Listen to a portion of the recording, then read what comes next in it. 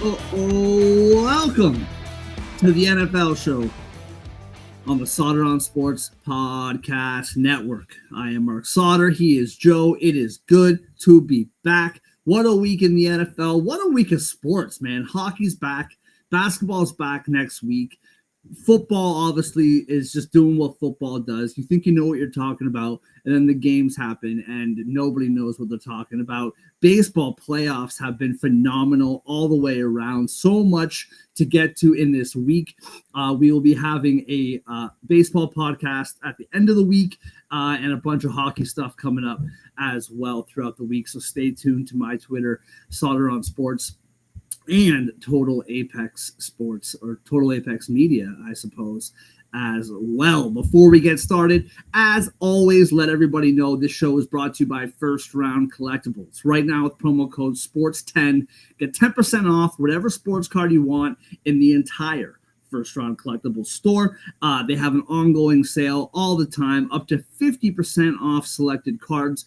And with our promo code SPORTS10, not only do you get 10% off of regular priced items, but sales items as well. That's up to 60% off selected cards across the First Round Collectibles store. Check them out. Support them. They're great dudes, great guys, good friends of mine, and they're doing a great thing. Go over there, check out their cards, firstroundcollectibles.com, promo code SPORTS10, and of course, Total Apex Sports and Total Apex Media. Shout out to them as always for having us on board. Huge appreciation to them.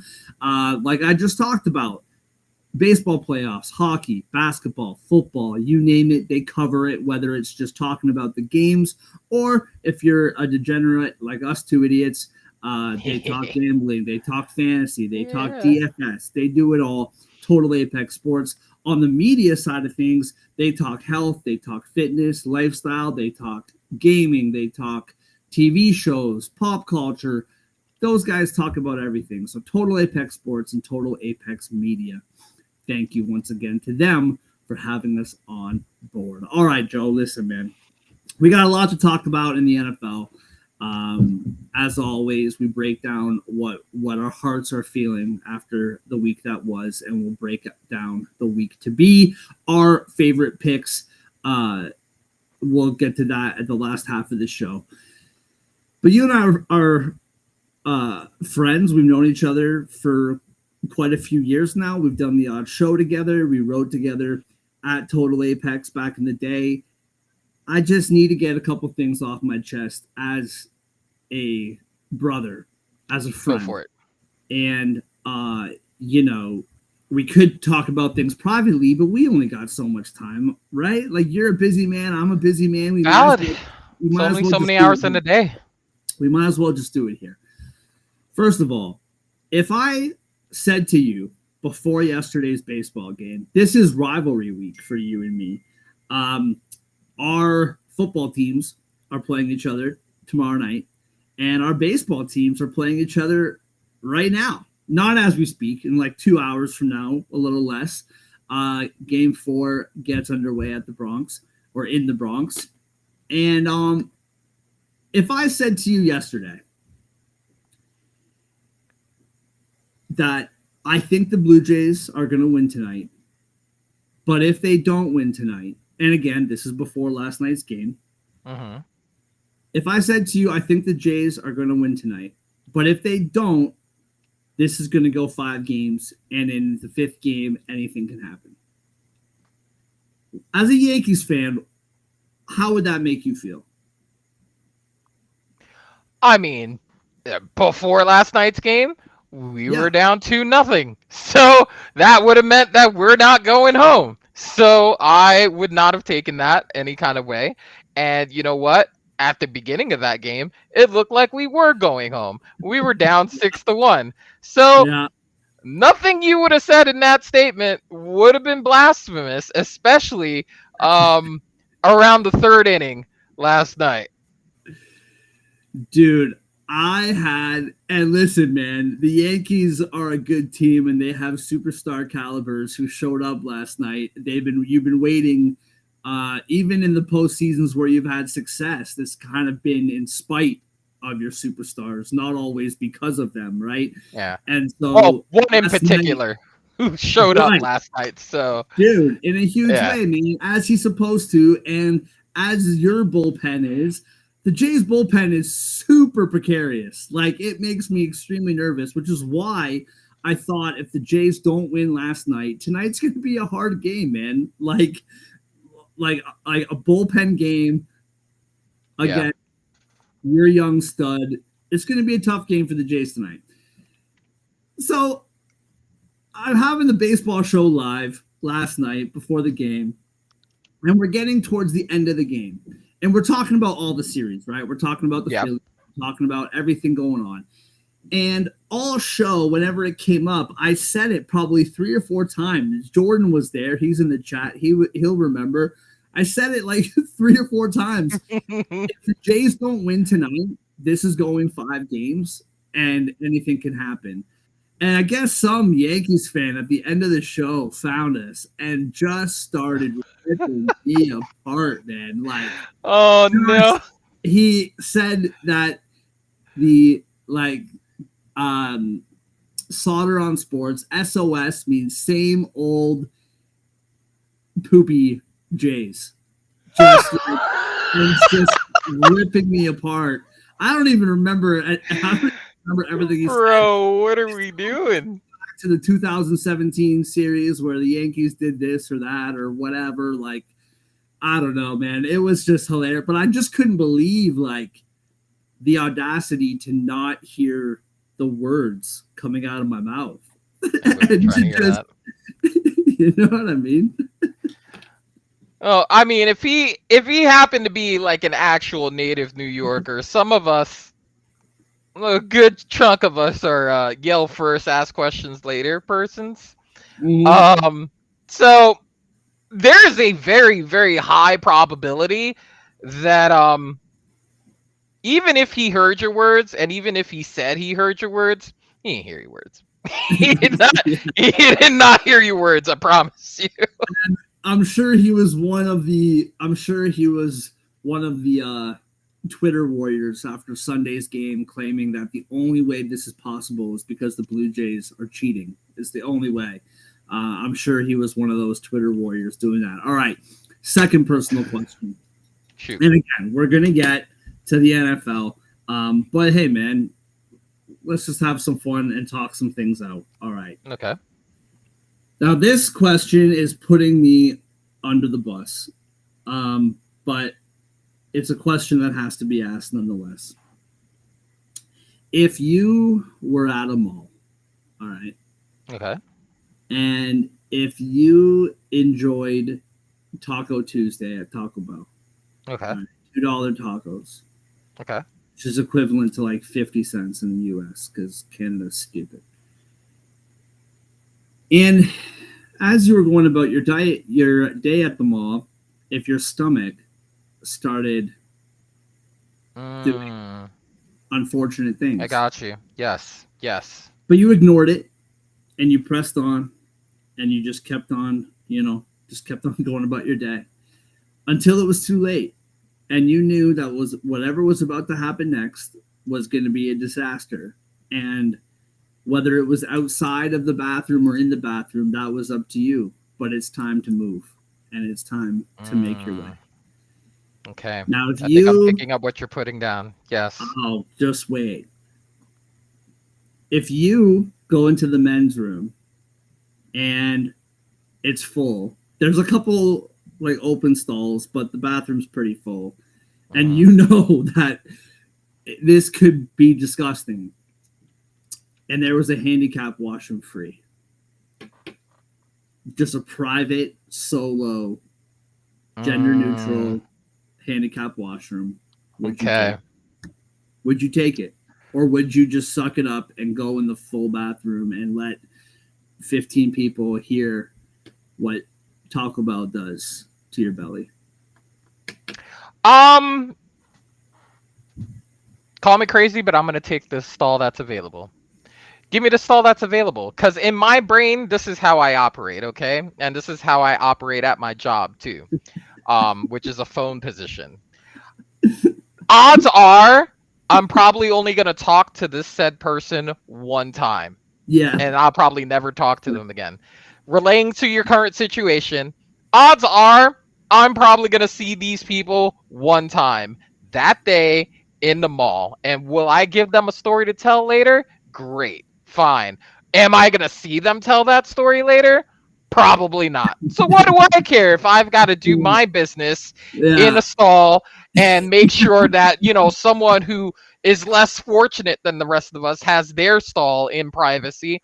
No, I'm going to go ahead and take the, perfectly natural, hey, there's nothing wrong with me stall, and I'm going to do my business. And I'm Yeah. going to toot toot all the way home, okay?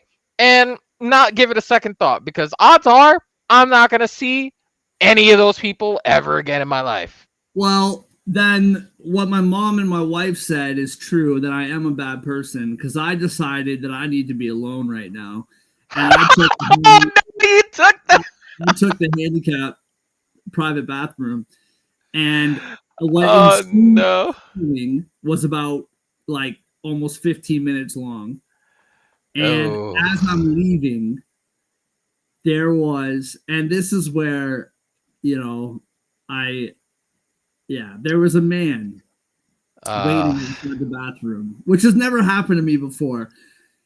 He was a gentleman with Down syndrome, and he's mm, waiting out there. And as I that's come tough. out, I see him. I don't know how long he's been waiting for. And I'm like, hey, man, I'm so sorry. Like, do you need to use the washroom? And this lady comes out of nowhere from the top rope. Mm, I don't know if it was a caretaker or his mother, and she mm. lets me She have let it, you have dude. it? Yeah. She ripped me apart. And the best part about all of this is that my back is to the washroom door. Her back is to the cafeteria, the food court. And as she's Mm. screaming at me, just F bombs flying, I see everyone in sight of that bathroom hallway just turns and stares. And Oh, I'm no. in the food court, just staring me down. And I got to do the walk of shame The walk out of of it. shame. It was quite the experience, Yikes. man. I Well, felt so n- bad, dude.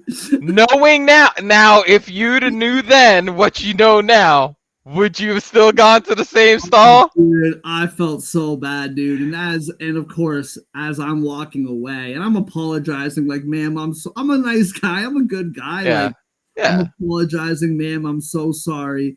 As I'm walking away, her and this gentleman are walking into the washroom, and she's just swearing, like, this is Mm. disgusting. Like, just, oh Oh, man. no. I felt Oh, no. yeah, dude. I felt so bad, dude. Dang. I needed a moment alone, and I didn't that's never happened to me before, so there It, it is. it's it that was definitely one of those what are the odds type situations. Like, Yeah, what are the odds for that a sure. person's gonna need this exact bathroom, this I exact know. stall at this point in time? In this I know. 15-minute window of time, what are the odds that I someone's know. gonna need this? So I I know. get it. I get it. And I understand it too from her perspective, man. Like Yeah, that's for sure. Yeah. it's a lot of work. It's long days. It's tough, man. I'm a parent, and that's a whole other situation, right? So my heart goes out to her, but yeah, dude, she ripped my face off. But all right, anyway, what really made me happy is that as I'm looking at our numbers, nobody left while I was telling that story. So that's encouraging. Let's move on to week 5 in the NFL. Lots and lots happened. No more undefeated teams. No, I should think before I say this. One more winless team, I think. It's the Jets, right? Yeah, I believe I think they that's are it. still over. They are still over. I think Mm-hmm. that's it.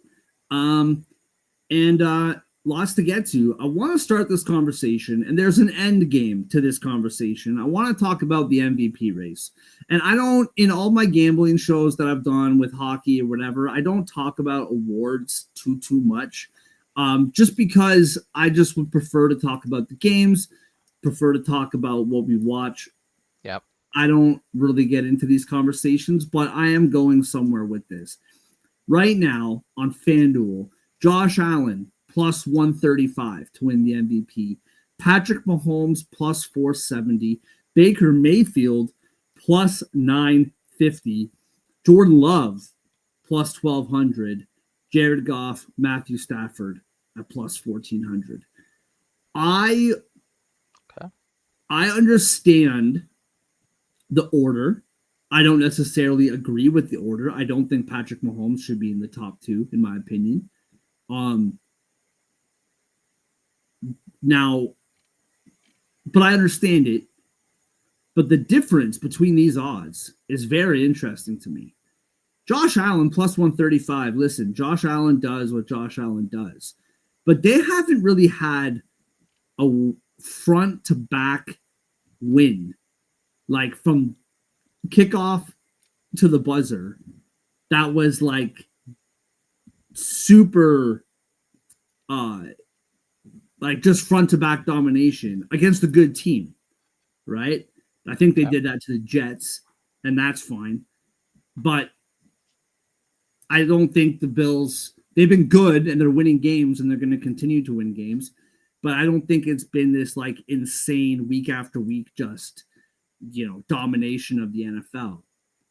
Patrick Mahomes, understanding that he has had a lack of weapons, I think he's been really good with his legs when he's had to. He's made good plays. But what are they, 2-3 right now?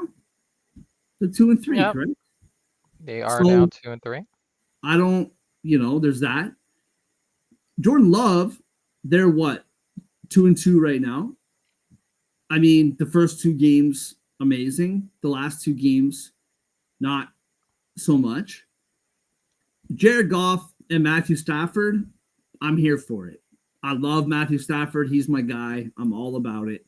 And Jared Goff, after the first week, we now know that losing those two coordinators, no big deal. Nothing to see here. We're just Yeah. going to destroy everybody that we face. Apparently they're fine. But Baker Mayfield, this guy, I just feel like everybody pays him lip service. Everybody says, oh, we love Baker for this reason, that reason, whatever. This guy is playing out of his mind. And Baker is going to come with Baker things. There's going to be the interception. There's going to be the weird fumble. There's going to be the weird decision. But aside from the Eagles game, he has found a way to get his team the W every single week. In the last minute, despite whatever pieces he's missing on the offensive line, on the receivers, this week, one of the best running backs in the league was out, or at least he is going to be one of the best in the league. I think Baker is having a tremendous season. And for Josh Allen plus 135, Patty Mahomes plus 470, for Baker to be all the way at plus 950, either his number has to come down or the other two's numbers have to come up. Because it's not that far of a gap. I don't see it like that at all. 112 for 172, 1,283 yards, 10 touchdowns, 1 pick, 104.4 rating. I mean, what am I missing here, Joe? He's having a tremendous season. And to me, the gap on these odds is just not accurate to what we're watching every Sunday. Yeah, I mean, we had this conversation before as far as like future scheduling and what does the schedule look like moving forward, and what you're doing with your odds. Obviously, is that you're factoring in future matchups, right? It's a projection for a reason. So I do understand to a certain extent. Um, Wins has to be part of the equation. Otherwise, Burrow could have won last year. Um, so I understand that wins have to be a part of the equation.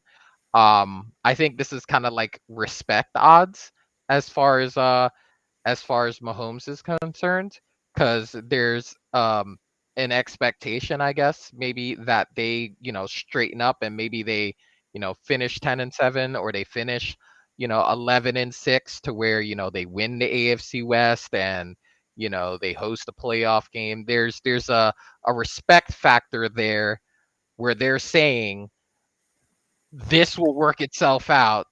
So when it does work itself out, if he keeps playing to the level that he's playing, this will map out. We will lose the least amount of money doing this and then having people bet on it. And then, you know what I mean? Like, Yeah, um, because if they put it at longer odds and then it does straighten out and they do finish 11-6 and they do win the West, now those people at the longer odds that said, "Hey, week 6, oh, this is disrespectful. We're going to take these odds right now." right. And you know what I mean? So it's a projection that this is going to come back down to the mean. They'll start winning again at the level they're supposed to be winning at. So let's not put this at too long of odds to where we get completely crapped on down the line when it shakes out. And then his Well, numbers, right? You look at his numbers. He hasn't turned the ball over to the level he had been in recent memory. He's leading his team in rushing, which, I mean, that says more about the Kansas City running backs than it says about anything else. Uh, right. but that's part of the factor in. And if you look at Tampa Bay statistics, by about 7 yards, Baker Mayfield could be their second leading rusher too. So that's another thing as to why he's up at the 3. Count the fact that he's been efficient, hasn't turned it over, has the wins behind him. I mean, all of those reasons are the reasons why he's at 3rd.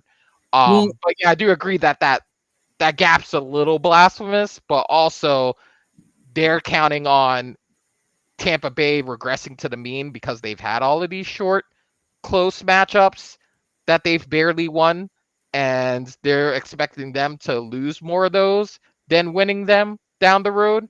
So I think that's where we're at. It's just week 6 type deal. yeah, I guess my point, and listen, I'm not a capper. I don't make odds. There are people on this platform who are going to know more about why things are the way they are, like yourself, like more than I do. I understand that. So maybe someone's watching, they hear the words coming out of my mouth, and it's like, well, actually, Mark, this is why. Blah, blah, blah. My point is, if anything, if you're going to keep Josh Allen and Patrick Mahomes' numbers the same, then Baker's should be shorter, in my opinion. And if you think that you're going to regress, then it really doesn't really matter at the end of the day if the odds are short or whatever. I just think, like, I guess what I'm saying is, if Baker continues to have the season he's having, these are the longest odds you're going to get. So if you think that he can continue doing what he's doing and this team can continue to win ball games, jump on this number right now. Because if he keeps this up, it's going to get shorter, not longer. The other thing, and the reason why, to your point, the reason why I think the odds are what they are is because typically you have to be a top 2 seed, right, to get the MVP. That's what we've seen throughout history.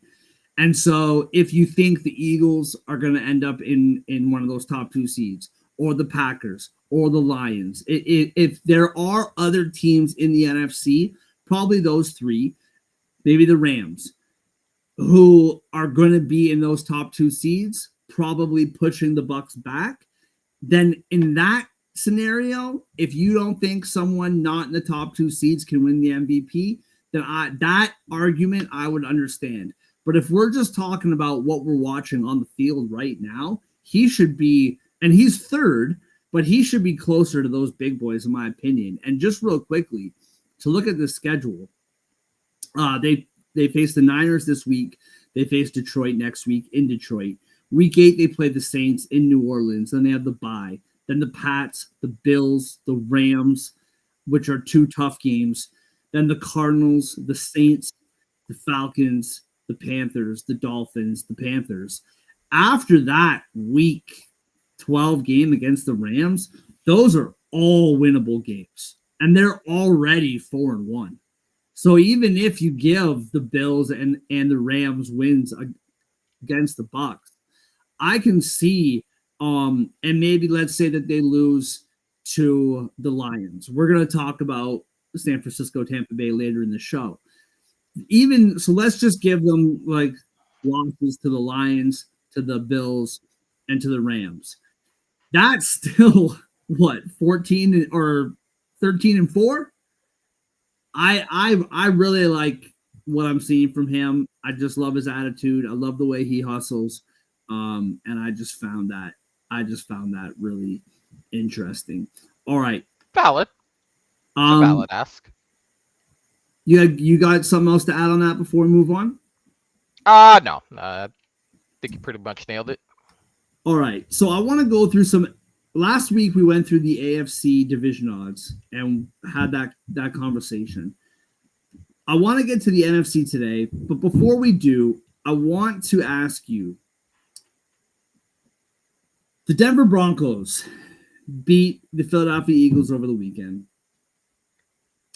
They are still third in the division as far as odds go. They're plus 210. Chiefs are plus 185. Chargers plus 150. What I'm seeing from the Chargers right now, and we talked about this, I was like warm on the Chargers heading into this season.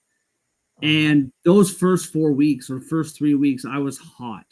Very impressed with what I was seeing from Justin Herbert. That was one of my real unknowns heading into this season is how good is this guy really. That offensive line and the injuries that team has, it's tough. And they went up 10-0 over the weekend, and that's all they got. This Denver Broncos team has a very good defense. We see it every week. Very good adjustments. The Eagles, I wouldn't say the Eagles got whatever they wanted, but the Eagles were able to execute pretty effortlessly in the first half. And that they started doing more zone coverage in the second half, and the Eagles just couldn't figure it out.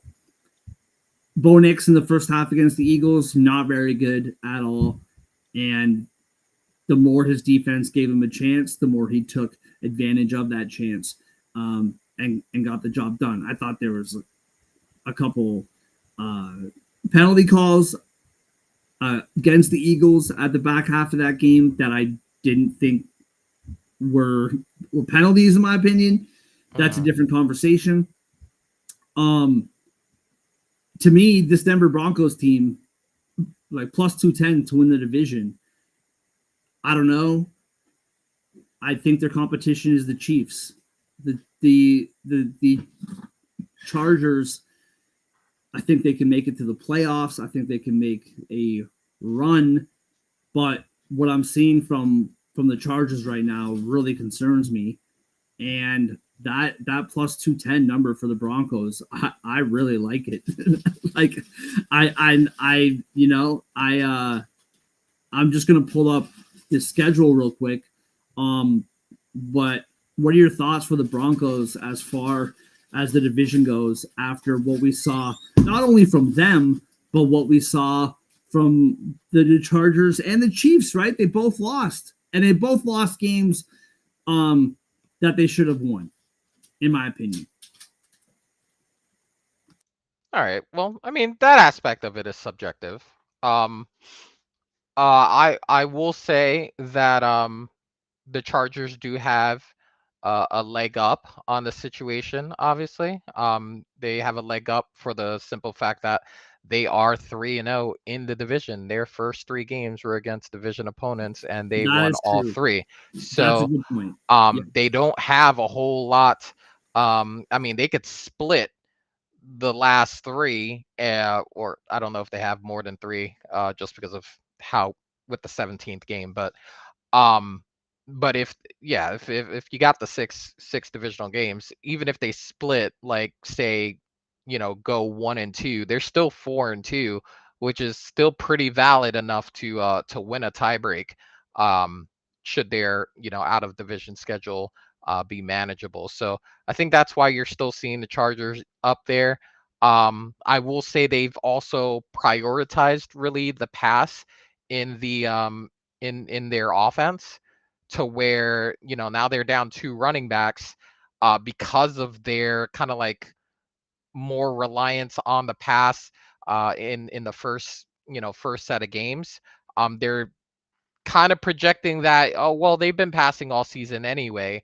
um which I think anybody with a brainstem knows you're going to need the run game when it's cold. You're going to need the run game in the playoffs. Um, that all being said, their thought is that, eventually they'll get Hampton back. They're not going to get Harris back.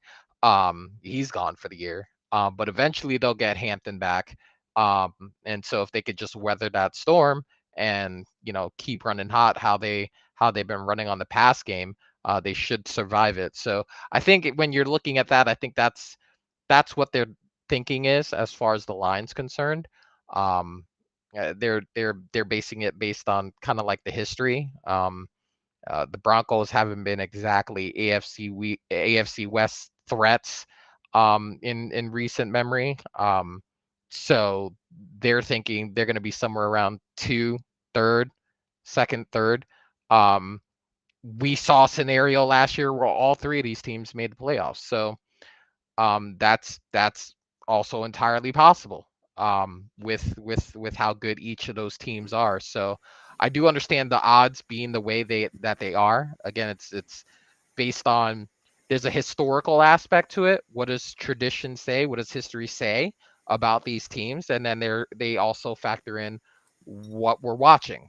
And then that's a combination of how they're working that out. Same thing that we were talking about as far as the MVP race. It's a combination of what does history say and what is happening currently. So if you think about it, the top 2 on that list, what do they have in common? They've won an MVP before. Has Baker? No, which is why he's a third, and a distant third at that. History suggests that he won't be able to sustain it for a whole year and really be a super threat as far as making it into that echelon as far as winning MVP. So applying that same logic to these division races, they're going to incorporate what we're watching and also what this history suggests. It's a combination of both. Yeah. No, that's a great point. I won't bother going through all 3 team schedules. Right now, the Chargers 3-2, Broncos 3-2, Chiefs 3-2. I won't bother going through all of it, but I will hit up the Broncos schedule real quickly. They're in New York to take on the Jets. Then they're home to take on the Giants. Then the Cowboys. Then the Texans. Then the Raiders. Then the Chiefs in Week 11. Then the bye. Then Commanders, Raiders, Packers, Jags, Chiefs, Chargers. That back half is a little bit tricky with the Packers, with the Jags, depending what the Jags do. I mean, I just like the Arizona Cardinals tried to lose every game. I try to not believe in Jacksonville. It's the same thing. And yes, Brady, Chiefs 2-3. Did I say 3-2? I meant 2-3. Thank you, Brady. Appreciate it.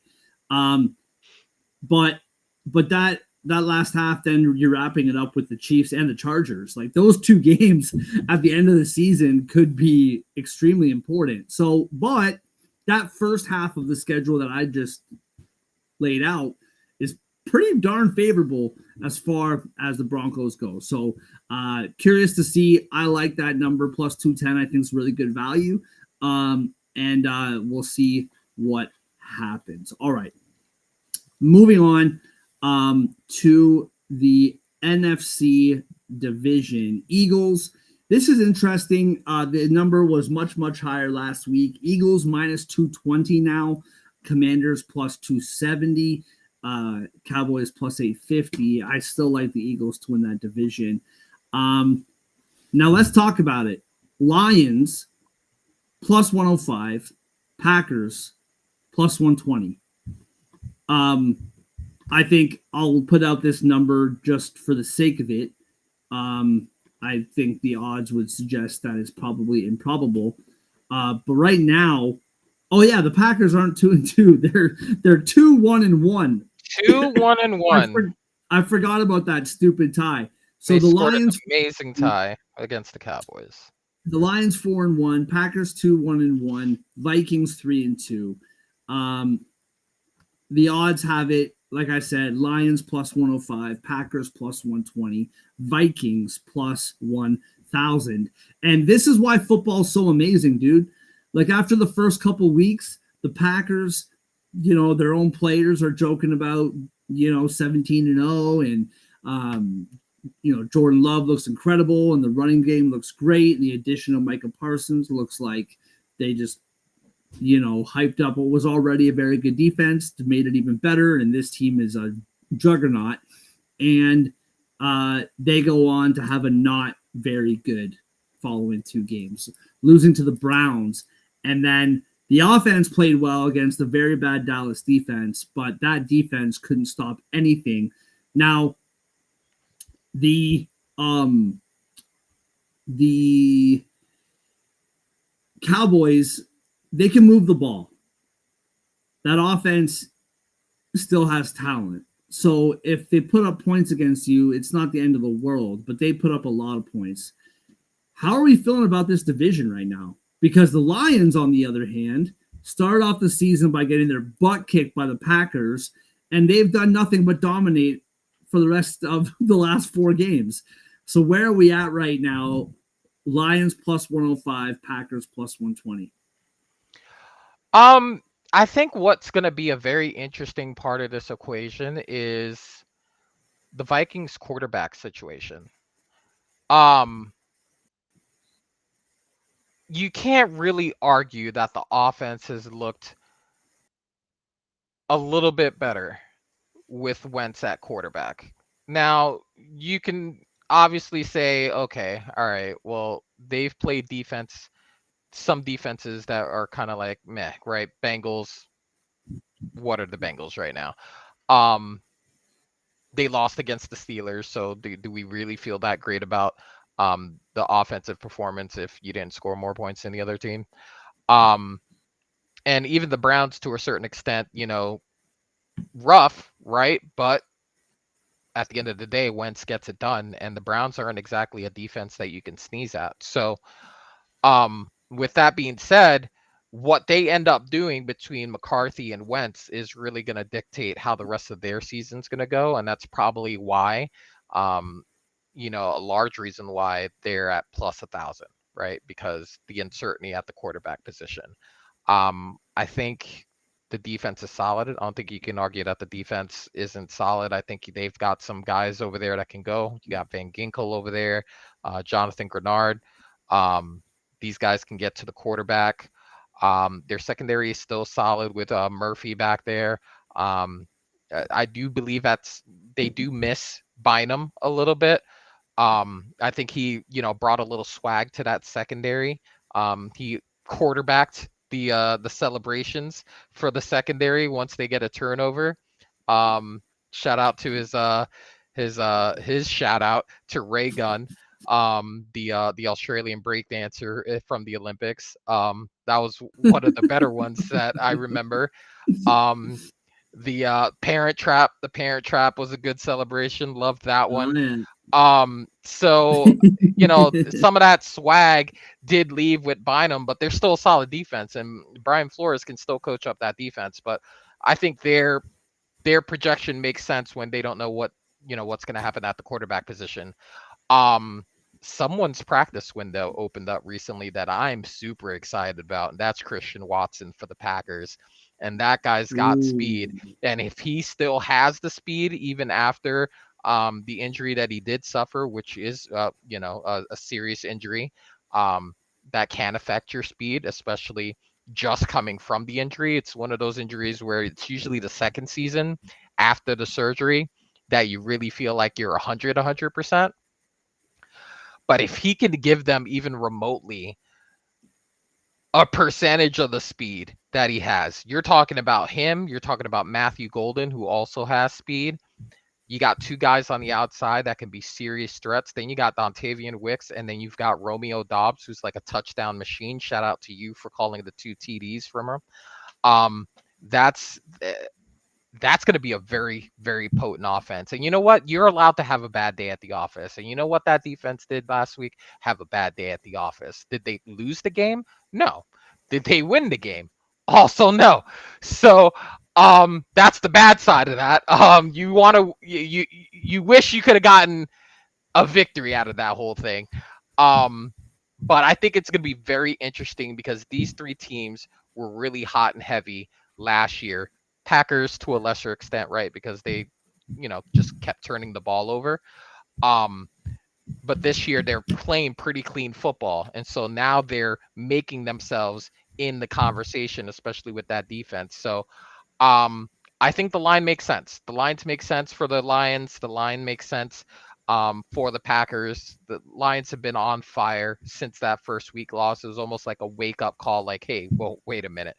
We're still the Motor City Dogs, okay? We're still MCDC has not lost his fastball, okay? So it's gonna be fine. So I put my eggs at the beginning of the season with the Packers. I'm staying with the Packers. I think at the balance of the season, they will end up with a better record than the Lions, but I could see a scenario where it's maybe only a game difference. I can see a scenario where it's that close to where one of those last games in the season is going to make or break it, just like it did last season. But Minnesota is just like that interesting wild card, just because I think they just play better offensive football with Wentz at quarterback, which you would never think you could ever say. But plus 1,000 says one of two things. It says that mystery at quarterback is contributing to that, but also it's calculating the fact that eventually Carson Wentz is going to Carson Wentz. And history suggests that he can hit lightning in a bottle one or two times, but if they count on him for the balance of the season, if they make that switch, then there's a really big reason why it's plus 1,000. Yeah. And I love Jim Schwartz, the DC for the Browns, who was the DC for the Eagles when they won the Super Bowl in 2017 season. I loved him talking on the weekend about if Carson Wentz was quarterback, we would have still won the Super Bowl. And listen, man, Nick Foles was just unconscious for 3 weeks. And no disrespect to Nick Foles, I always liked him. Yeah. But I don't think Nick Foles even was. I think he actually just blacked out for 3 weeks. I think that's it. And it's like what happened to Eli twice. All of a sudden in the playoffs, he was unconscious. That first win in the divisional round against the Falcons was a very, I think the score, this is just memory, I think it was 14-12. It was not pretty. And then the conference championship against the Vikings, they destroyed. And then the Super Bowl, he went toe-to-toe with Tom Brady. I just think after he got that win against the Falcons, he just closed his eyes and started going. Threw a touchdown, caught a touchdown. Dude. Well, I don't think that. Anyway, I just love how Jim Schwartz is just trying to big up the opponent, Carson Wentz, and even if they would have won the Super Bowl with Carson Wentz, it is still the Carson Wentz he is now. I don't think anything's changing. Anyway, I digress. All right, before we get on to our bets, another division I want to hit. Listen, if you think that the Bucks can concede the division to anybody else, you're welcome your opinion. I don't really want to talk about that division personally. Oh, Jordan, too soon with the Mark Sanchez. That's a tough. That's tough. That's tough right now. But I do want to move on to the West. The Niners are 4-1, miraculously. 4-1. And I have said this before. I'll say it again. I want the Niners to suck, but I want the Niners to suck healthy. I don't want them to lose a bunch of games because they don't Pause. because they don't have all their players, right? I know. Sorry, that didn't come out the way that I wanted No, to. go ahead. If I didn't, Jordan would have. So I like to think this is a family-friendly show. I didn't mean to do it like that. It's all good. Regardless of the poop conversation at the beginning, I want them to be a bad football team healthy. Is that better? I think that's better. No, I get it. But you don't want there to be any excuses. Regardless, they're 4-1. They beat the Rams over the weekend. Seahawks are 3-2. They, despite the praise that I heap on Baker Mayfield, the Seahawks should have won that game, in my opinion. Rams 3-2, Cardinals 2-3. What they did in that Titans game, they don't even deserve to be like they're like. Do you realize the Niners 4-1? They got all these injuries. You got to think eventually this catches up with them. The Seahawks are 3-2.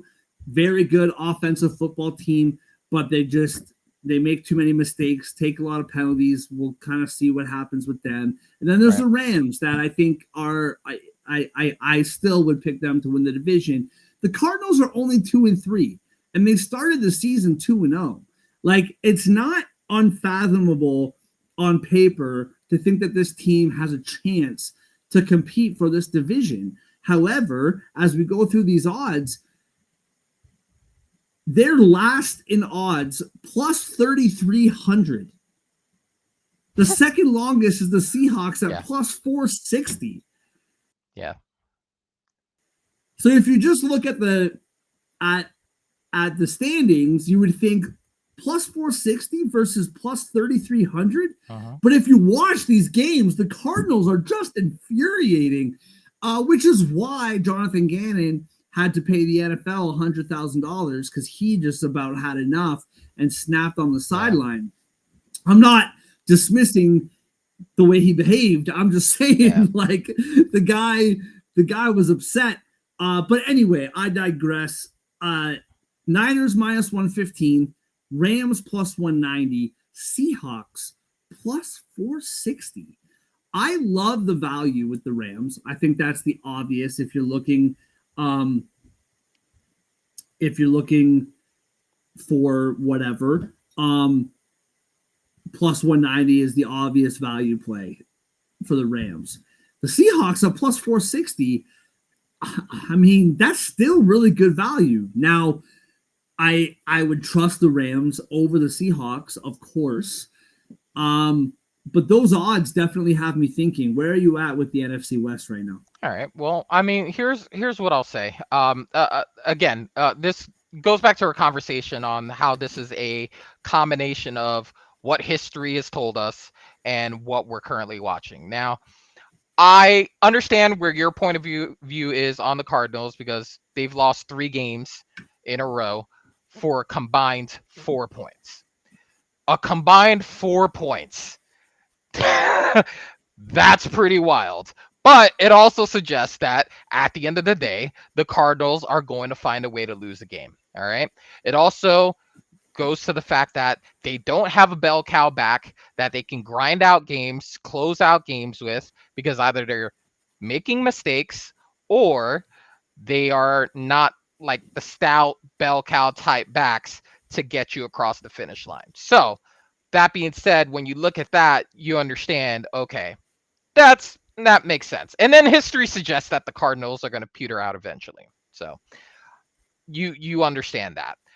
When you look at the Rams and the Seahawks, you see that there's, some pedigree there where these two teams have gone toe to toe for this division for a while. Now, Seahawks off and on, right? Because either you're going to get great Geno or you're going to get bad Geno. Now you have no Geno. So you have maybe a little bit better chance because at least um, maybe more often than not, you're not going to get a red zone interception when the game's on the line. Sorry, Geno, but I had to do it. Um, Now, the Niners are interesting because the Niners, I think, are in kind of like, you know what? Let me not say that. They are not in the same position as the Vikings. Um, but what is interesting is that Mac Jones is 3-0. Okay. And Mac Jones, basically, if you look at Mac Jones and you look at Purdy and you look at their skill set, they're both tailor made for the Shanahan offense, right? All Yes, Shanahan asks you to absolutely. do is be on Well, he time with the was football. usually, That's all he ever asks you to yeah, do. Be on time with the football. Put the ball where it needs to be when it needs to be there. And that's actually something that Matt Jones and Brock Purdy are really good at. Now, the one edge that Brock Purdy has that Mac Jones doesn't have is if the play breaks down, you have more option than not of the play shutting down with Mac Jones at quarterback than with Purdy because Purdy is going to give you legs. Purdy has legs. So he can get you an off platform situation. He can get you running yardage if a play breaks down, if the line breaks down. He can make a play when that happens. Matt can't give that to you. And so that's why he's a little bit that's why he's the starter and Mac Jones isn't, right? Like in this state of football, everybody's an athlete. Eh, You're gonna have situations where their line is gonna beat your line, and so what happens when that happens? With Mac Jones, likely it's gonna lead to either negative yardage or throwaway, or a sack. With Purdy, he actually gives you at least an opportunity to make something out of nothing, which is why when Purdy's healthy, 100%, even with that 3-0 record for Mac Jones, he's going to be number one. And he's also paid very handsomely to be the number one QB. But I don't know. Is that enough in audition for him to try, someone else that maybe someone in the Shanahan tree gets a job somewhere else and they need a quarterback? Is that enough for them to look his way and maybe at least give him a chance to compete for the job? Maybe. Maybe if it's in the same system, why not, right? I think it's worth a shot. But I think that's why you see kind of like San Francisco still in the conversation, just because they're also winning games that you wouldn't think, oh wow, all right, good for you, good on you. When are the injuries going to catch up? But I mean, their quarterback's been out 3 games and they've won all 3 games. yeah, So I mean, that's the most yeah, important position to have an injury in, or have a a situation where he's not playing, and that's usually the number one. Look at the Bengals. Their ship completely went down like the Titanic when Burrow went out. Um, and so you look at this situation, um, they're winning games without their starter. So I think it's gonna be, me personally, it's gonna be a 3-team race. I think that what the odds suggest is that at some point, and it happened last season, the Rams just happened to, in the second half, just create some distance. They have some signature game, whether it's on a Thursday night, a prime time, slot, to where they beat a team that's, really, really good, like say an Eagles, right? And then all of a sudden they take that win and they go on a second half tear. So when you say that there's value at the Rams number right now, I'm inclined to agree, because again, they are the type of team that they'll hit that signature win somewhere around week 10, week 11, and then all of a sudden you start to see them separate just and take take off. off. Yeah, And I think because history suggests that, there's not enough history to suggest that the Seahawks could do it. So for me, it may sound crazy, but I think because they're winning games without their starting quarterback, and now that win against a team like, say, a Jaguars, like, actually means something, right? Because the Jaguars are no slouch. No slouch.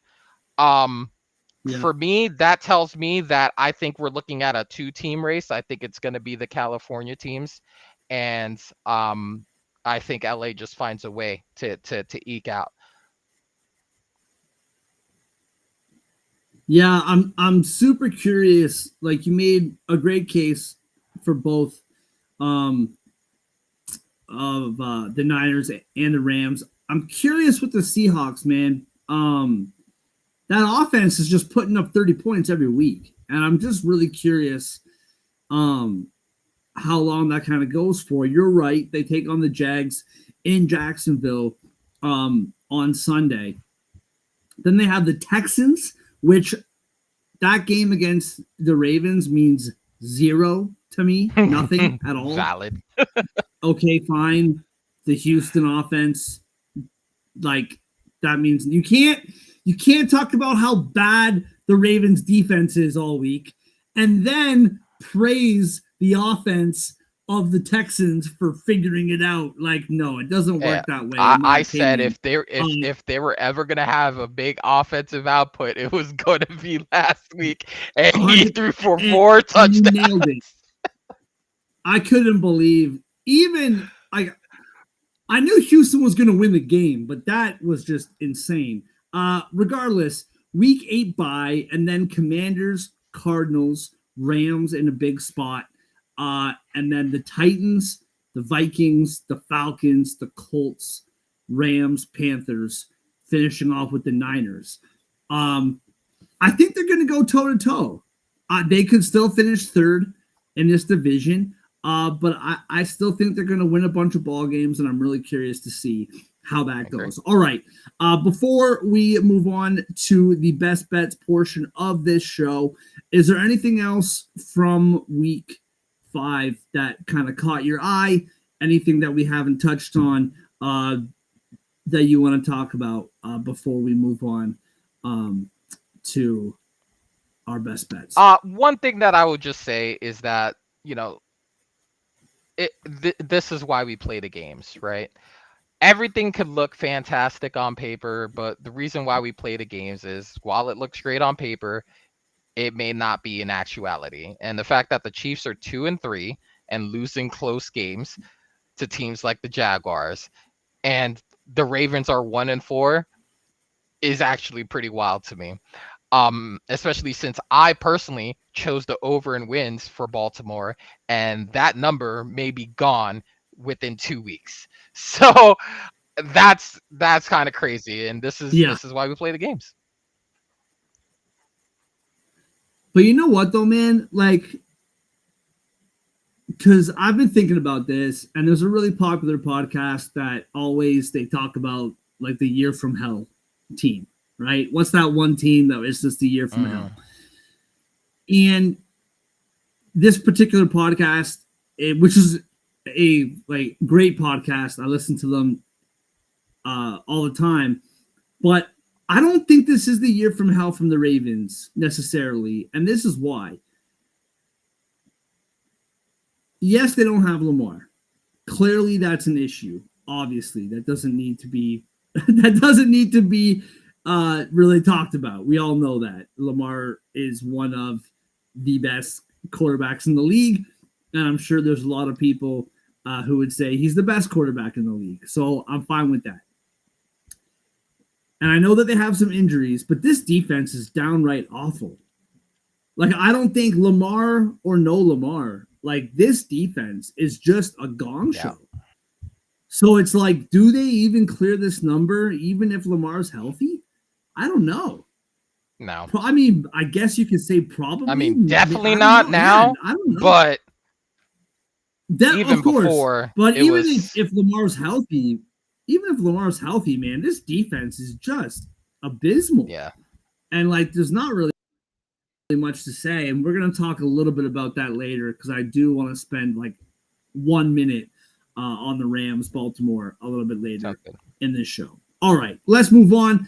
Best bets brought to you by First Round Collectibles right now with promo code SPORTS10. Get 10% off whatever sports card you want in the entire First Round Collectibles store. They have an ongoing sale up to 50% off selected cards. And with our promo code SPORTS10, not only do you get 10% off of regular priced items, but sales items as well. That's up to 60% off selected cards in the First Round Collectibles store. Go to firstroundcollectibles.com, promo code SPORTS10 for 10% off your order, and Total Apex Sports and Total Apex Media. All right, let's get to it. It's rivalry week. Rivalry week for your boys. Eagles, Giants, -7.5 for the Eagles in New York. Should have had this pulled up ahead of time. No big deal. All right. -7.5 for the Eagles. -390 on the money line. +310 for the Giants. This total is very interesting to me at 40.5 at -115. This is really, really interesting to me. I know that the Eagles offensively have had their struggles. And I know that the Giants can struggle to put up points at times, but this total feels very low. But regardless, -7.5, -390 Eagles money line, +310 Giants money line, over 40.5. This might be a very insightful 5 minutes or 3 minutes or whatever it is, or it could just be two homers just talking about how good their teams are, or how good they're not. It could be meaningless, or how good. It could this could be useless. It could really go one of two ways. What do you got for me, listen, Joe? I'm not even gonna lie to the fans. All right, listen, smash that Philly -7.5. All right, because Philly needs a get right game. They're tired of hearing the noise. They're tired of hearing all the noise. Okay, listen. I was one of the people that at the beginning of the season smashed that -4 the under on Barkley's yardage for the year. It was set at 1425. Yeah, you did. I'm way on pace to hit that under 1425. But if there's a game that he's gonna get a buck, this is that game. Okay, he's gonna go back to MetLife and he's gonna give them a hundo just to remind them of what they don't have.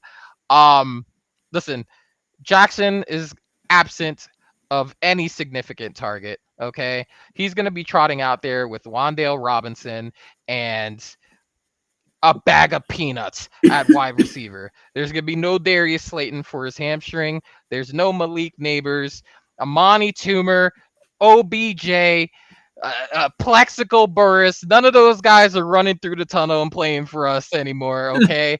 It's not going to happen. So this is a very comfortable, I'd say 27-10. Okay. And that's why that under is going to hit, because the Giants aren't going to be able to score.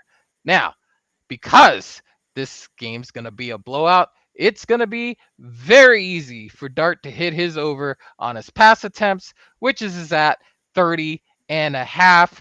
That is my best bet in the game, because they're going to be playing from behind, and there's a good chance that 7 or 8 of those attempts are going to go to Cam Scatterboo, because there's going to be no one else to throw the football to who's going to be able to catch it. So, yeah, very easy for me. Easy call. Yeah, and you're talking about Barkley.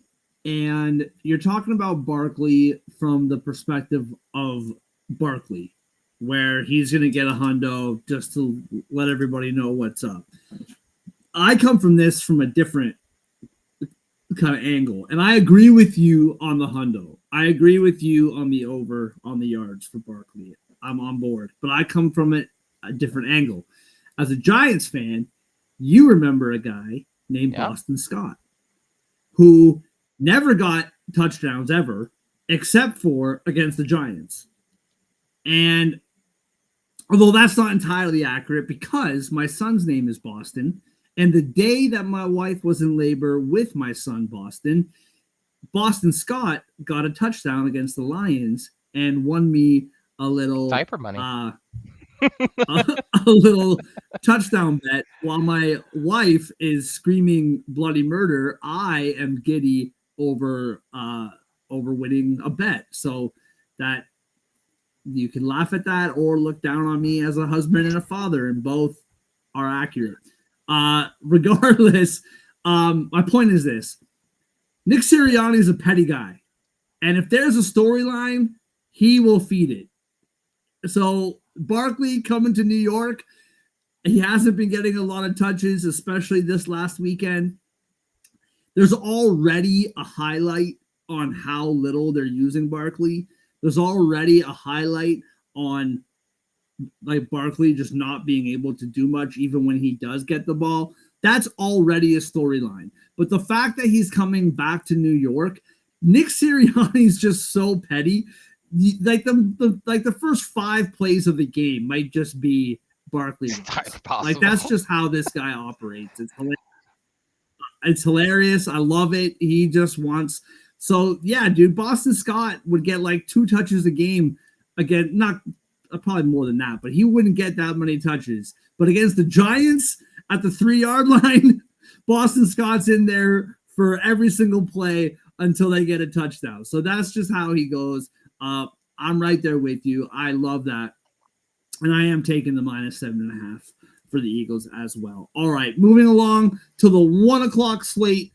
Europe, what's your first game for us? Listen, this has sneakily become an actual very important game in the Jaguars and the Seahawks. Yep.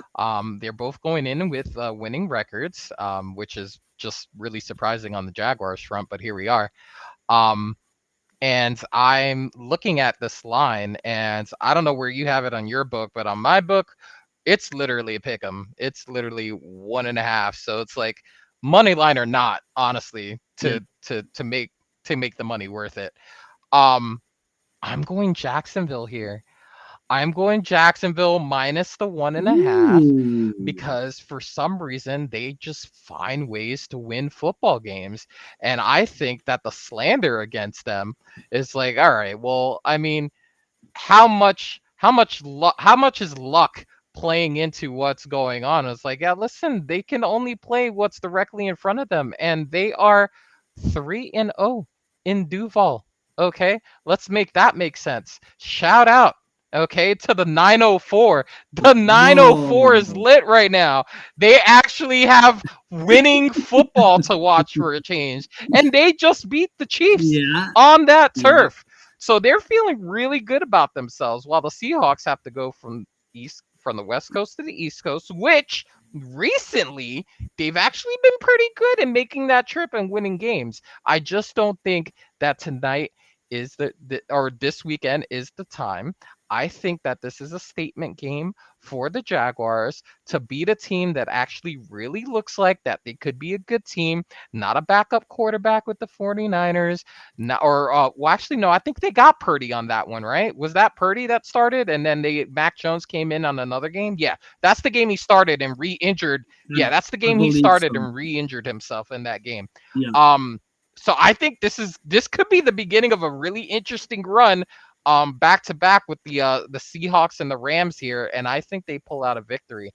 As far as my favorite bet on this game is Sam Darnold going over on his passing yards.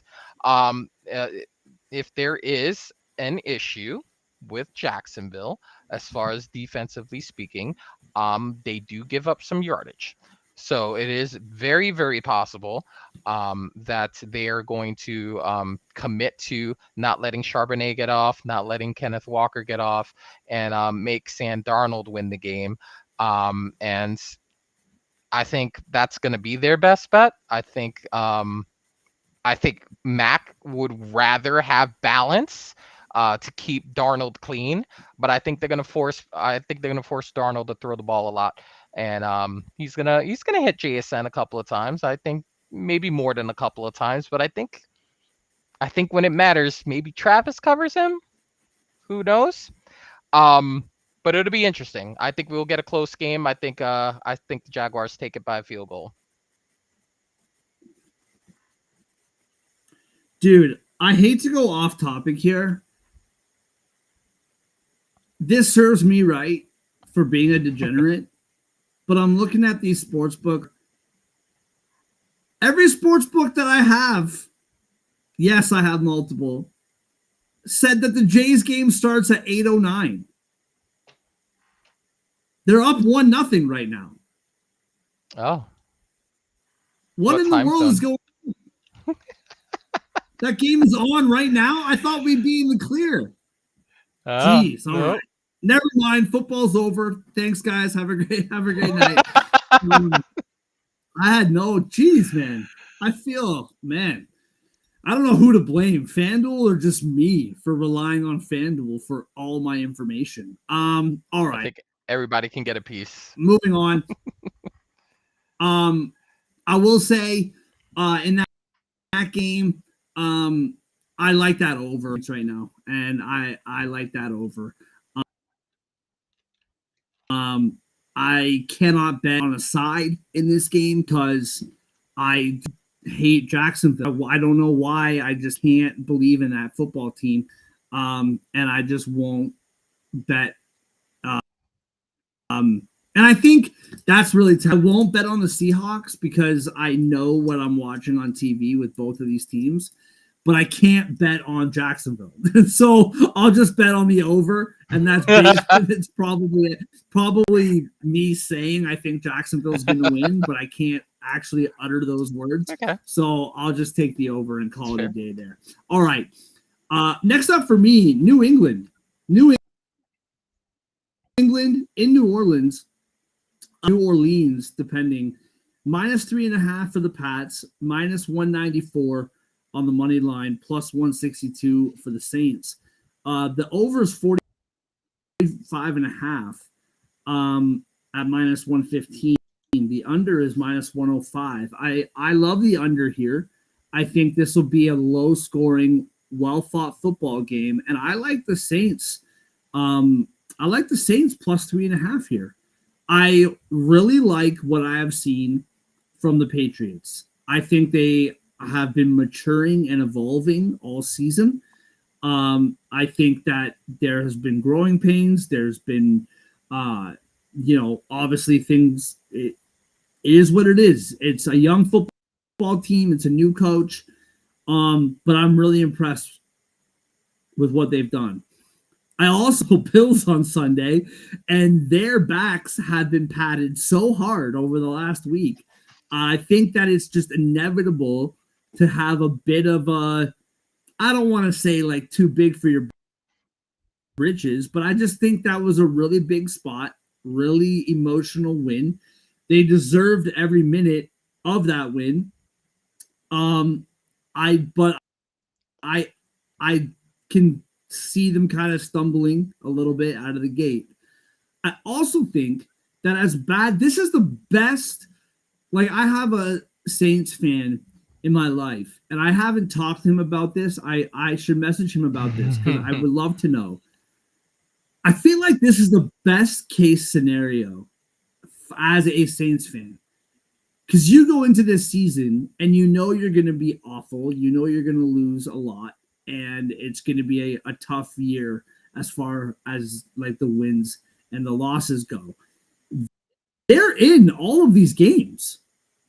Like there's the like final score was what it was, but they were in that game. And I think that the Saints play hard. I think that they they're never just gonna like roll over and let the other team have it. I think the Pats win this game, but I can see this being 20 or 20 whatever. I can see this being a field goal game. I really can. I like the way that the Saints compete, and I think that the Pats, after a really big win, I think they might come out of the gates a little slow uh, in New Orleans on Sunday. So I'm taking the Saints +3.5, and I like the under 45.5. Okay. All right, really quickly. One good reason why the Rams don't cover this -7.5 against Baltimore. Mm. It's in Baltimore. I don't see a scenario where that happens. Um, Listen, EDC's, and by EDC I mean Eric DaCosta, who's the GM for the Ravens. His solution to their problem on defense is to go to Goodwill or search through the trash of players that didn't work in many other places and bring them to the team. That's his solution to the problem. And I can't envision that solution to the problem is going to bring them anything but pain and misery. So with that being said, I can't envision a scenario that they don't lose by at least 10 points, absent a reemergence of what Derrick Henry used to be and the type of volume that Derrick Henry used to get. I think the only chance they have at making this a close game is him having no short of 25 carries. I think they need to keep the Rams offense off the field for them not to have a chance to completely gash them like every other team has this season. And I just don't think with the guys that the Rams have up front, they've been much better against the run. They're not giving up the 200 yards to Barkley that that they gave up last year. I think they've been a little bit better against the run to that point. Even if they were to go to a Derrick Henry centric situation, I just don't think they'll be able to put up enough points in the red zone, in the red area, um, to keep this game from getting out of hand. I just can't see it. Yeah, fair enough. I'm right there with you. All right, 4 o'clock slate. What's your game? My game here is the San Francisco Tampa Bay. Um, I I just think it's another marquee game This is going that to I be a think is great going to be game. very interesting. Um, Yeah. I don't know where your books have it. I listen. Me personally, I don't want to push. So my book has the 3 even. I'm probably going to take that thing down to 2.5 and just take the hit on that. Because I do not want to get got by a field goal. Um, but I'm going to I'm gonna take Tampa Bay here. I think they are just finding so many Yeah. ways to win late that why not? They got a guy that can hit it from literally Mars if they need to kick a field goal from there. So that he can get and they're dude, you can get to midfield and have a chance to win the game. That's actually insane. Um, so for me, from that standpoint, I just think that Baker's been too clutch in the second half, more often than not. I think that he is using his weapons very, very well, and I think they're going to force whoever's at quarterback to win the game. And I just think at some point, if it's going to be Mac, I don't know if it's Purdy or Mac. I'm leaning. I think it's going to be Mac. I think at some point he's going to come up with a dud and lose a game. I think this is his spot because he's not going to have the type of balance that he wants in this game. Tampa Bay is very stout against the run to the point where I think they're going to keep McCaffrey on the wraps, which is my prop play for this week is McCaffrey's under Mm, in rushing yards. Um, and I will also slide a little money to Egbuka anytime TD because the guy yes. has a TD in every single game this season. What a stud he's So turned out to be. I'm thinking, you know what, red zone, he's gonna get some looks, and get one in the end zone. So I'm gonna keep that train going. Give me Tampa Bay. I'm gonna take it down to -2.5 so that a field goal does win it. Um, and yeah, either one of those, McCaffrey under rushing yards, or Ibuka anytime TD, whatever you're feeling there. I think either will get you some money. Yeah. So yeah, -3 is -105. -154 is the money line for the Bucks. 47.5 is the total. Yeah, I mean -2.5. So like I said, -3 is -105. -2.5 is only minus 125. So that's still good value. I have no problem with taking that. For sure. Still better than the money line, like money line 4. So to take it down half a point to minus 2.5, I have no issue with that whatsoever. I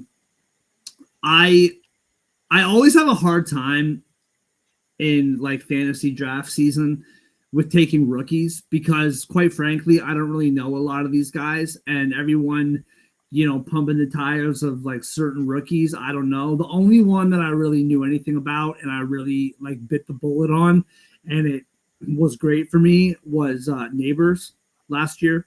I bit the bullet on that one, and that worked out for me. Everyone's pumping this kid Ibuka's tires all summer long, and I just didn't know enough to take it. And it turns out pretty good. Turns out he's all right. Not bad at all. I'm right there with you. I love the idea of taking it to minus 2.5 because not based on the rosters, not based on anything other than what we have watched with our eyes. The Bucks will be losing in the fourth quarter. And Baker is going to come back and win the game. They're going to be losing by 1 point, and they're going to come back, or they're going to be tied or whatever, and they're going to come back and win the game at the end. That's just how it is. So I have no problem with that at all. All right. Sounds good. My 4:00 game, Tennessee in Las Vegas. Now, on the one hand, what we do is we message, we do our research throughout the week, and in the mornings we message one another with the games that we pick. And I always forget, and Joe always gets the good games. So I got the leftovers, and these 4:00 games are garbage, awful. Cincinnati Green Bay was supposed to be a good game. It's not anymore. Tennessee Las Vegas. Really, I picked this game to pick your brain about a couple things. It's not even about the gambling part of this. All right, to lay this out, Tennessee plus 4.5. Minus 110. It's also minus 110 for the Raiders, minus 4.5. Plus 188 for the Titans money line, minus 225 for the Raiders. The over is 41.5.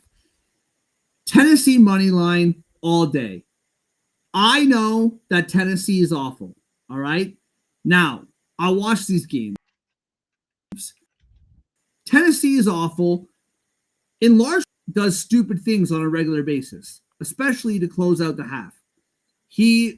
This coach, as much as they are not a good team, and as much as like the rookie has looked like a rookie a lot, this coach kills any opportunity for this team to win football games.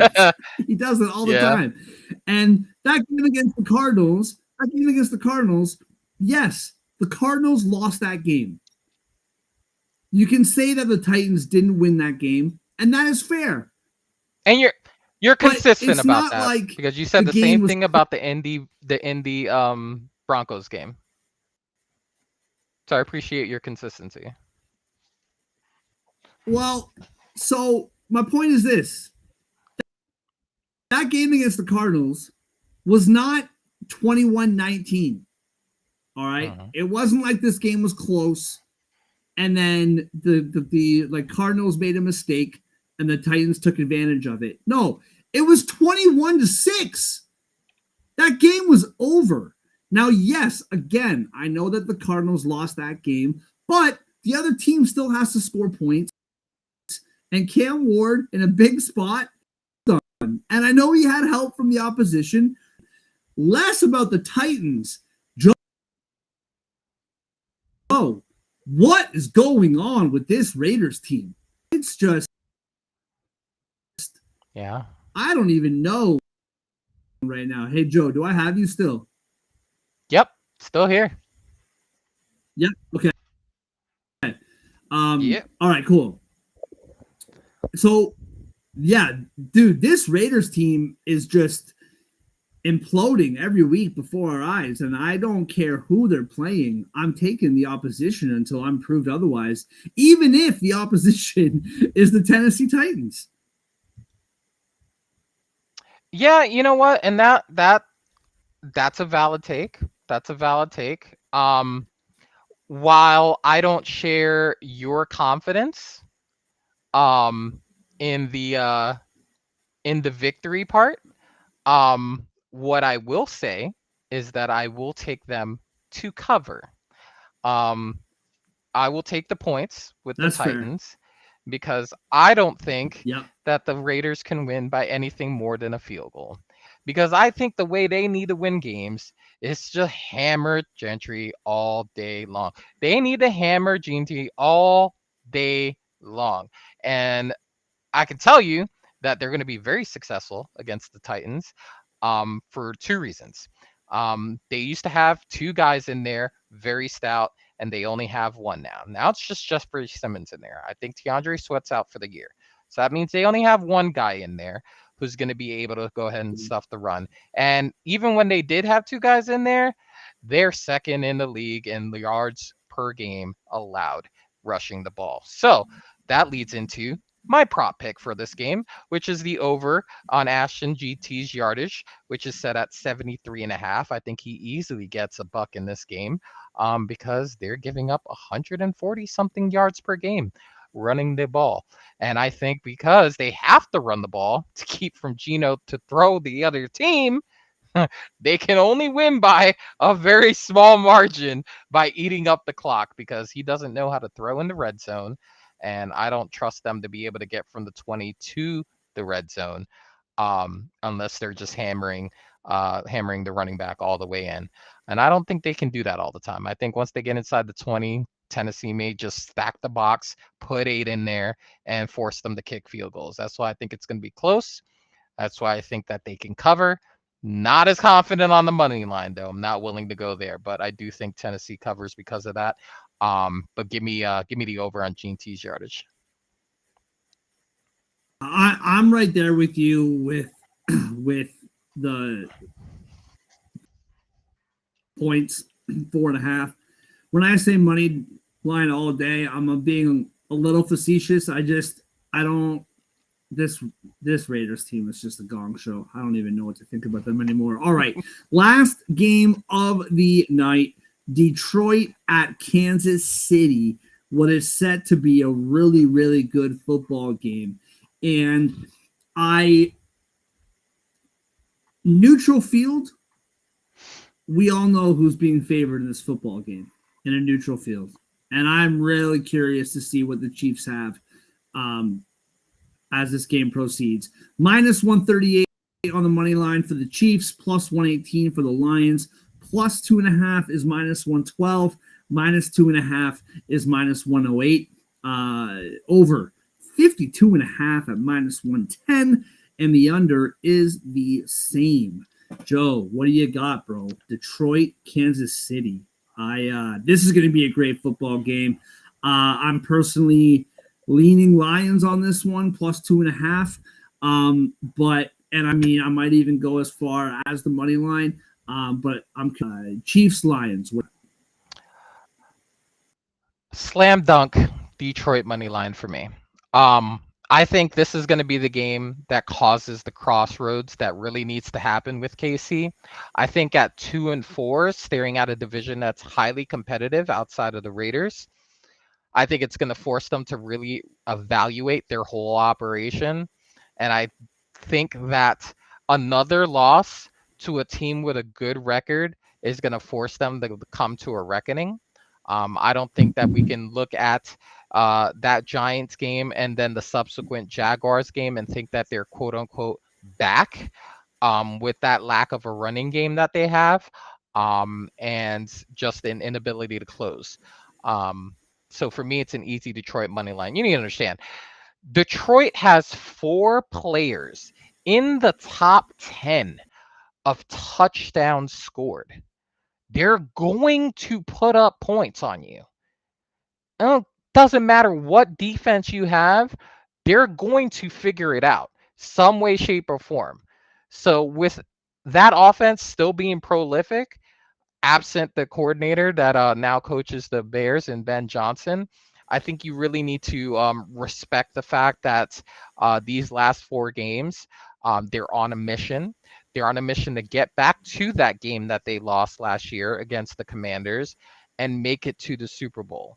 Now I'm not saying all that's going to happen, but I'm saying from their standpoint, I think they're on a mission, and if that mission takes them through KC, through Arrowhead, hail to the Chiefs, they're going to dunk on them.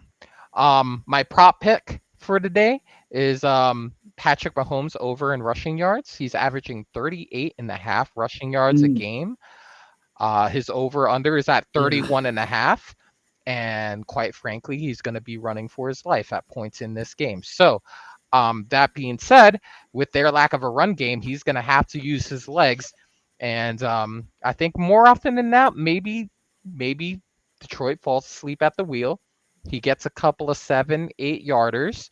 And when it counts, he gives you one good 12 to 13 to get a first down, get you over your 31 and a half. Yeah, that's just the type of season that it's been for the Chiefs and Mahomes. Is he just has to use his legs more than he has in the regular season in the past. What I love about this Detroit story, and I kind of touched on it earlier, is, and listen, like, I root for a team that has a different OC every single year, and I bought into that narrative at the beginning of the season. And it turns out that this team is very talented. And Jared Goff, he's Jared Goff, man. Like, he's gonna have games where he has 4 touchdowns, 335, and 3 balls that should have been picked off, but they weren't. And then he's gonna have a game with 2 touchdowns, 3 picks. It's just how it rolls with him. But this is a very, very talented offense. And this is the best thing about the NFL, dude. And people who do what we do is we look at things at by this week by week basis, right? Like, something that we said last week is not true because that team that we said it about got smoked on the weekend. So now, no longer you can't be him anymore. The positive things that we thought. Yeah. Right. And that's how it goes, man. You listen to all these shows and they say, well, the Eagles, and I'm using the Eagles as I'm using the Eagles. I'm not saying this about the Eagles. I'm just saying, like, oh, the Eagles lost. Now we gotta, rethink them as a Super Bowl contender. It's like that's just how these shows are, and I love it. It's the best. But these teams always look at the big picture, and they got smoked in week 1, and they haven't looked back since. And I just think until otherwise, and even the wins, man, the Chiefs, they beat up on the Ravens. The Ravens lost Lamar during that game. We all know what that defense is now for the Ravens. I'm not impressed anymore. I'm not. So yeah, man, until otherwise shown, I think this is Lions all day. Plus 118. If you're looking for a teaser, I love teasing the Lions up. I usually would rather tease the favorite down. But I love teasing the Lions up in this. And I might even go so far. Actually, you know what? Just real quick, I might just take a peek. Alternate spread, Lions minus 2.5 is plus 142. And I love that value. Plus 142 at minus 2.5 for the Lions. If you think they're going to win, minus 2.5, I think, is a good number. Plus 142. All right, Joe, here we go. Let's close out the show so we can both sit at the edge of our seat, and one of us is going to throw our TV through the window tonight. It's remained to be seen which one that'll be. One of us will throw the TV through the window, and we'll see where the chips lie. What is your favorite bet 4. My favorite bet, that Tampa Bay minus 2.5. I feel really strongly about. I just love what they're cooking over there. With the Buccaneers. I do understand that they're going to be down Irving, but Rashad's had to carry the load before. Before they had Bucky Irving, he was the guy. He For was sure. the number one, so it's not going to be foreign territory for him. He's actually been a little bit more efficient than Bucky Irving has. Bucky, I think, is like sub 4 yards per carry. So Rashad's actually been um, more efficient with his carries, so that might help a little bit as far as the balance is concerned. And listen, Baker just shows up at prime time, man. He just shows up when the game's on the line, big moments, big spots. He's been very consistent in that this year, and if it's a close one, sign me up. Yeah, I love that. Now I'm gonna pick a Sunday game, but my favorite bet is tomorrow night. The Eagles minus 7.5. That is so Valid. It's a valid choice. that is my favorite. I'll pick a Sunday game so those who watch throughout the week they can look forward to the week. But I do really like the Eagles minus 7.5. I've been going kind of back and forth on this. I feel like this is super low hanging fruit, but money's money. Rams minus 7.5. Yeah, enough said. Valid. We don't have to rehash all that. I think the Rams offense, like they're losing some games that they should win, but their offense looks good. With the weapons they have, Stafford and that defense, the plumbing is broke on that Baltimore's defense. Okay. Dude, it's gonna be ugly. And I'll look real quick here. I don't think that it will be out yet. Oh, it is. The alternate number is not out. Rams total points. The over is 26.5 at minus 125. The alternate total is not out yet, but I'm hitting up the 30s. Okay. When that alternate line is up. They got two number ones at wideout. Yeah. Dude, the Texans. Dude, last week I put the Texans in the garbage can. I said they were done, and I have nothing left for the Texans. The Texans put up 40 plus. The Rams are it's gonna be ugly. And I might not even watch a minute of that game. It's gonna be so bad. But yeah, so the over 26.5 is a slam dunk. The Chiefs, you believe the Chiefs against the Ravens, they had them at 21.5. 21.5 against that defense. Oh yeah. That was insane. That was the easiest over to hit for me, the team total. If you count the Eagles in this parlay, Bucks minus 2.5, Eagles minus 7.5, Rams minus 7.5, that's plus 586.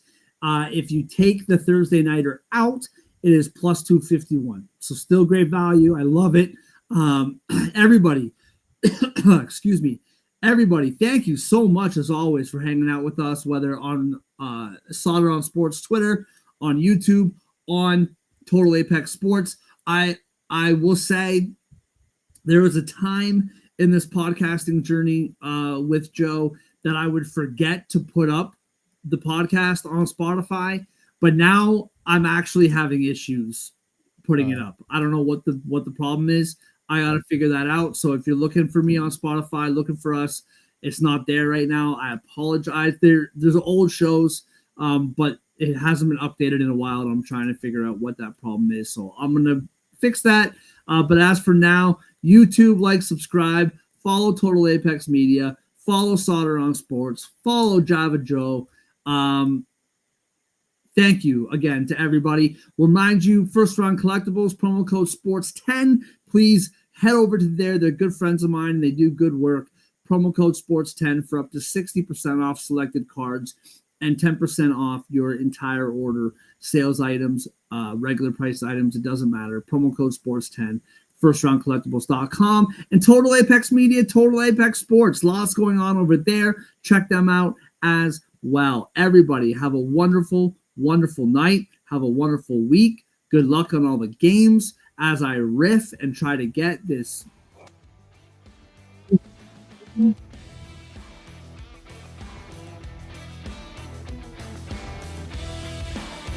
At the end of the week. Until then, see you